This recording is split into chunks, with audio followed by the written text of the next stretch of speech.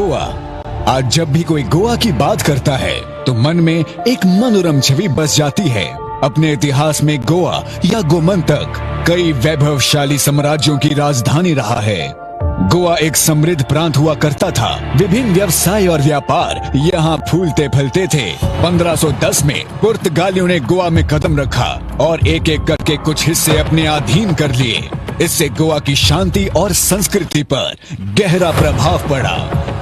मंदिर तोड़े गए, धर्म पर आक्रमण हुआ तो प्रजा ने अपनी आवाज उठाई और कुंकोलिम गांव के लोगों ने 1583 में पुर्तगालियों के खिलाफ पहला विद्रोह किया। जब प्रजा पर पुर्तगालियों के अत्याचारों की कोई सीमा नहीं रही, विदेशी ताकतों को टक्कर देने मराठा साम्राज्य के कीर्ति स्तंभ छत्रपति शिवाजी महाराज स्वयं आ पहुंचे।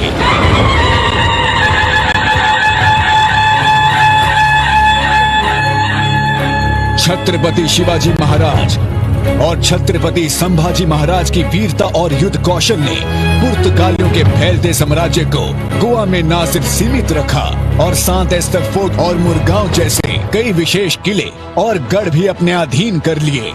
ऐसी शौर्य और कुशलता उनके वंशजों ने भी दिखाई और पुर्तगालियों को सदैव चुनौती देते रहे। पिंटो क्रांति, राणे विद्रोह और भी कई प्रयास होते रहे जिन्होंने सदा ही पुर्तगालियों को अशांत ही रखा। 1928 में गोवा राष्ट्रीयता के जनक टीबी कुन्हा ने गोवा कांग्रेस कमेटी की स्थापना कर गोवा स्वतंत्रता के लिए सत्याग्रह का मार्ग खोला। पुर्तगाली प्रधानमंत्री साल्जार ने अपने निर्देशों एक्टो कॉलोनियल से गोवा की प्रजा की हर आजादी दबा रखी थी। बिना पुर्तगालियों की मंजूरी के कोई भी कार्य करना दंडनीय अपराध था। ऐसे हालात में डॉक्टर राम मनोहर लोहिया ने 18 जून 1946 को मडगांव अखाड़े लोहिया मैदान में हजारों की संख्या में आए लोगों को संबोधित करने ही लगे थे कि पुलिस ने उन्हें गिरफ्तार कर लिया। लेकिन यही उनकी सबसे बड़ी भूल बनी। इस गिरफ्तारी ने सुलगती चिंगारी को ऐसी हवा दी जिसने पूरे गोवा में आजादी की ललक जला डाली। जहां कई लोगों ने अहिंसा और सत्याग्रह का रास्ता चुना, वहीं आजाद गोमंतक दल के प्रभाकर सिनारी, विश्वनाथ लवंदे, प्रभाकर वैद्य, कुष्टोबा देसाई, बाड़ा राया मापारी जैसे युवाओं ने क्रांतिकारी मार्ग चुना। पुर्तगाली फौज पुलिस थानों, बैंकों और कारखानों को अपना निशाना बनाया, जिससे पुर्तगालियों को नुकसान तो हुआ ही, साथ ही उनका बल भी क्षीण होता रहा। एक तरफ गोवा लिबरेशन आर्मी और आजाद गोमंतक दल जैसी संस्थाएं गोली बारूद से क्रांति कर रहे थे, तो दूसरी तरफ हजारों लोगों ने गोवा की आजादी के लिए सत्याग्रह का रास्ता चुना और 15 अगस्त 1955 को लोग गोवा में उमड़ने लगे। आंदोलन रोकने के लिए पुर्तगालियों ने देखते ही गोली चलाने के संदेश तक दे डाले। क्रांतिकारियों ने एकजुट होकर पत्रा देवी में सत्याग्रह धरना करने का नियोजन बनाया।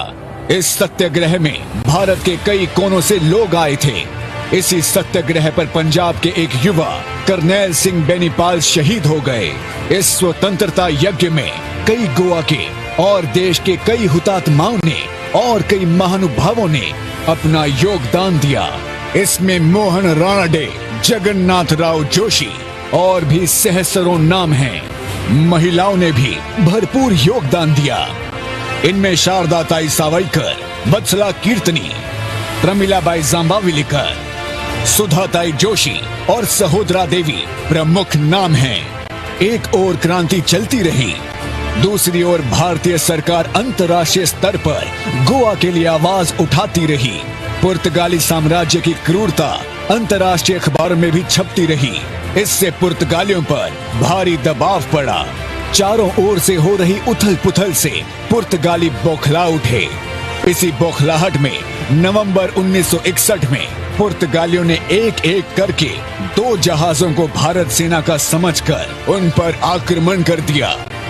यही पुर्तगालियों की आखिरी भूल साबित हुई। अंततः तत्कालीन रक्षा मंत्री श्री वी.के. कृष्ण मेनन के आदेश पर ऑपरेशन विजय नियोजित किया गया। 17 दिसंबर को गोवा पर भारतीय सेना ने कूच किया। जल सेना ने गोवा को घेर रखा था। हवाई सेना काल की तरह गोवा के आकाश में मंडरा रही थी। अपने आप को बचाने के लिए पुर्तगालियों ने गोवा के सारे सेतु जला डाले। परंतु भारतीय सेना ने गोवा पर वर्चस्व स्थापित कर पुर्तगालियों से घुटने टिकवा दिए। आखिरकार गोवा आजाद था और इस प्रकार 19 दिसंबर 1961 को गोवा भारत का अटूट अंग बना। धन्य है भारत और गोवा के स्वतंत्रता सेनानी, धन्य हैं भारत के सैनिक। आज इनके ही शौर्य का फल है जो गोवा के स्वच्छंद वातावरण में लोग अपने जीवन का आनंद ले सकते हैं। जय हिंद, जय गोवा।